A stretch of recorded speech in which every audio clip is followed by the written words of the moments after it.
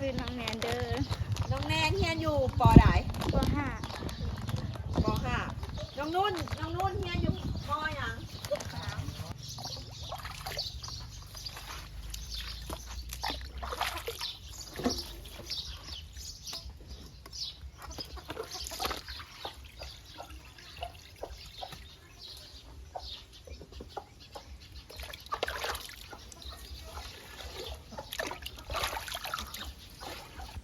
สบายดีทุกคนมื้อนี้มิวมาลีนบ้านเกิดลีนอยู่เงินของแม่มิวเนาะยามมื้อแรงซึ่งบ้านมิวนี่กาเพิ่นกับปลูกพักอีแม่เพิ่นเฮ็ดสวนผักบงแต่ว่าที่จริงแล้วแม่มิวก็เป็นแม่ค้าไปขายพักอยู่ตลาดทุกคนสิมารีวิวสวนพักให้เบิ่งเด้อมื้อนี้เด้อแต่ว่ามิวอยู่อีกบ้านหนึ่งอันนี้เป็นสวนผักบงของแม่ของหมิวอันนี้นะ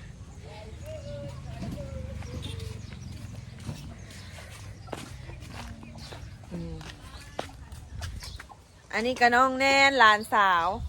สบายดีน่ะอันนี้ก็น้องนุ่นอันนี้ก็เป็นหลานสาวเป็นเอื้อยของน้องแนน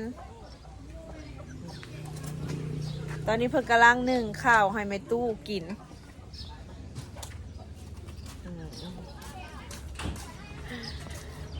แนนมีหน้าที่เห็นอย่างแรกมื้อนี้ล้างแล้วบ่ถ้วยนะน้องแนนเพิ่นล้างถ้วยแล้วเด้อ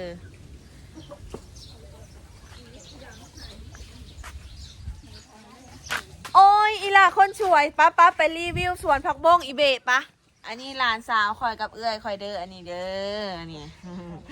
เอามาแพงเอิ้นอาก่อนอีหล่าเอิ้นอาก่อนเอิ้นอาก่อนอีลาเอิญอาเนาะเอ้าฮอนบอกเอิญอาก่อนหลานเนาะหลานคอยกับเป็นวัดไปรีวิวสวนพักของน้ำใสปะของน้ำใสก็เล่มก็เป็นใหญ่ชงไล่บอกอีละโอ้ยเก็บเอาเสื้ออยู่ในตู้มาใส่นี่ก็คือบรรยากาศนุ่นอันนั้นส่วนอันน้องนุ่นบ่ส่วนน้องนุ่นน้องแนนบ่เพิ่นกาอันปลูกไปเลาะพาไปเลาะสวนไว้ไปป้างัวกินเห็นบ่นี่ใกล้บ่จังหน่ะกับพ่อโลกเลยอันนี้กับแม่นบ่ของเจ้านะนี่อันนี้เป็นผักโขมของน้องนุ่นน้องแนนเพิ่นปลูกหาเงินไปโรงเรียนจากนั้นก็พอโลกเลยเนาะนี่อันนั้นผักหอมค่ะคือว่าอันอีโพผาไทยให้คือว่าหวานของอีโพผานำบ่ได้หวานบ่โอ้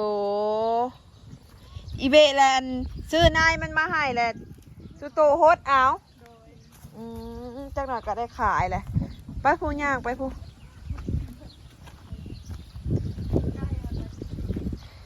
ไก่มันมาจิก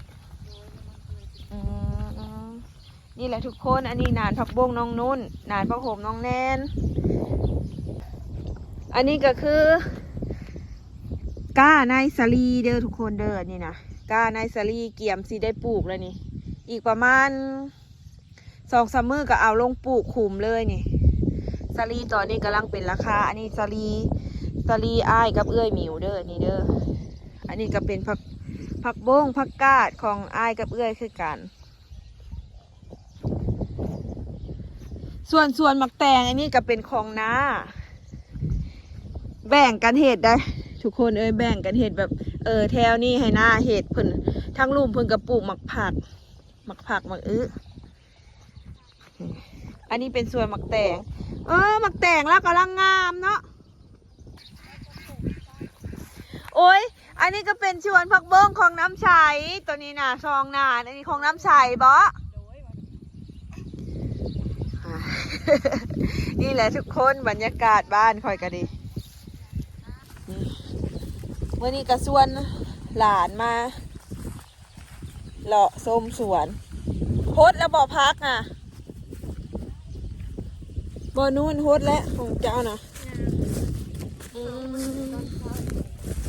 โฮดแต่ตอนเช้าโอ้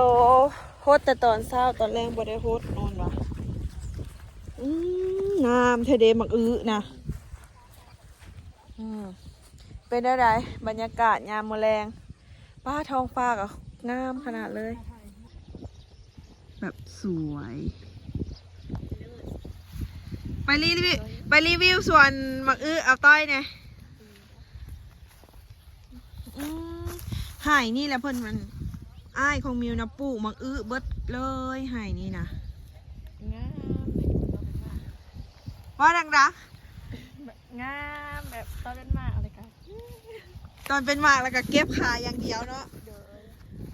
ไปย่างน้ำใสเอ้ยน้ำใสเอ้ยห้องหยอกหลานไปนั่งทุกคนเห็นบอก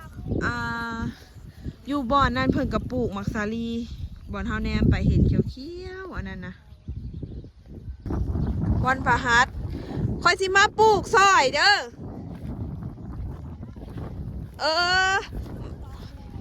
อันนี้หมักผัก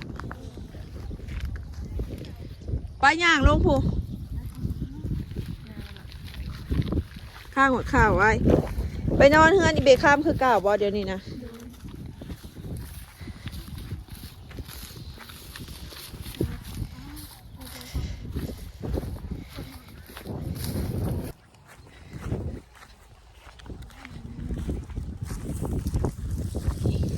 อันนี้หลานสาวคอยซื้อนุ่นจ้าฝากติดตามซ่องใหม่เนี่ยเด้อทุกคนเด้อซ่องมิวสาวคำม่วนฝากติดตามกดไลค์กดแชร์ให้ในเด้อเพื่อเป็นกำลังใจให้พวกเฮาเนาะคอนเทนต์กับโบมี่อย่างไรทุกคนเอ่ยก็แค่นั้นมาเห็นหลานก็คือถ่ายกับหลานผู้นี้2 คนนี้จับไปเรื่อยๆอ๋อหมักผักแล้วบ่อยากขึ้นปันไดแต่ว่ามักนี่งามผักเนาะนี่ทุกคนอันนี้ก็คือล่องเกียมสิปลูกหมักสาลีที่มิวถ่ายให้เบิ่งเมื่อกี้นี่แหละสิพอปลูกแล้ววันพฤหัสว่าซ่านเพิ่นสิปลูกอ้ายของมิวนะมิวก็สิมาปลูกซอยเพิ่นอยู่นี่อันนี้เพิ่นเกียมล่องเรียบร้อยละทุกคนเดี๋ยวซองให้ฮะลงได้ถงหนึ่งถ้าเขาจัดอันใส่ถาดสีดำนั่นก็คือสิได้อยู่ประมาณ35ถาดนี่บรรยากาศค่ะอีลี่ลมวอยอันนี้ก็เป็นคลองนาอยู่ฝั่งนี้เราเป็นคลองนาดีเนาะเราเห็ดข้างหมักแตงเราอยู่ทุกคนอันนี้เราก็ปลูกหมักผักอันนี้ก็หมักผักของอ้ายหมิวเพราะว่าเห็ดคนละแถวนามันมี2 แถวอ้ายเห็ดแถว1นาเห็ดแถว1แล้วก็อยู่ทางเทิงหันกะน้องนุ่นเพิ่นกับแบ่งเห็ดหาย1กับน้องแนนเพิ่นเห็ดกับน้องสาวเพิ่นพอได้เงินไปโรงเรียนทุกคนเลยนี่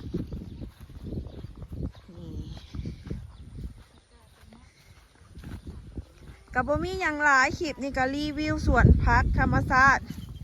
อยู่บ้านอยู่เฮือนให้เบิ่งฝากติดตามซ่องใหม่เนี่ยเด้อทุกคนเด้อ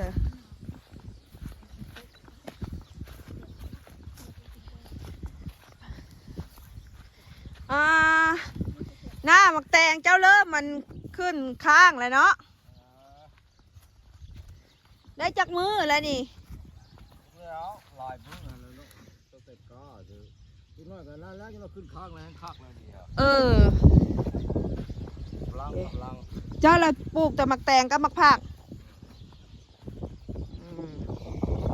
โอ้ยเป็นราคาให้ยังใครเนาะโอ้ยมันเศษปลายอยู่แล้วฮะนี่มันก็เศษปลายแล้วทง1ฮะได้ป้าตัว30ก็ยังว้าวบ่ทานกับทานทงละแสนนี่กันเนาะกับอะไรก็ได้เอามาจากที่เรามีเลยจ้ะมันก็ขึ้นข้างแล้วนี่โอ้ยเป็นราคาอยู่ดอกของเจ้านะ